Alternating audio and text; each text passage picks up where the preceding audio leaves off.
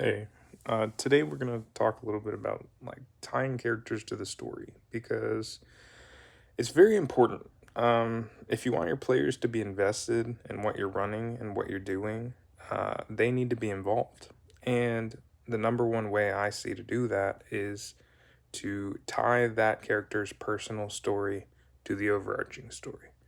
So the first thing you have to do is go to that player and say, what do you want your story to be? What do you want your main arc to be? Once you do that, you can then try to figure out ways that you're going to work that into the overarching plot, connect it to major plot points.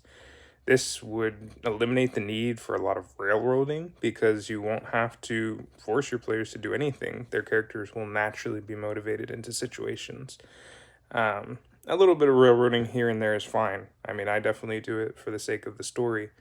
Uh, but if you do this simple, just tie them in by something they want for their character, not money, status, those are like the basic go tos. But unless you have something more behind that, there are ways that those things can work.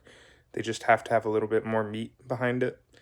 And a lot of lazy players kind of just money or whatever, something basic because they don't want to put the effort into that story. Writing a story is work. And if they don't give you much to go off of, that doesn't mean you can't kind of make some stuff up for them, especially as you're playing. You can almost figure out what they want for them. So, I mean, that's up to you to go through that extra work, but generally I find it very worth it and rewarding. Every player has more fun and yeah, it just runs more smoothly. So overall, make sure you tie in your characters to the main story and give them some personal motivations that'll keep it going.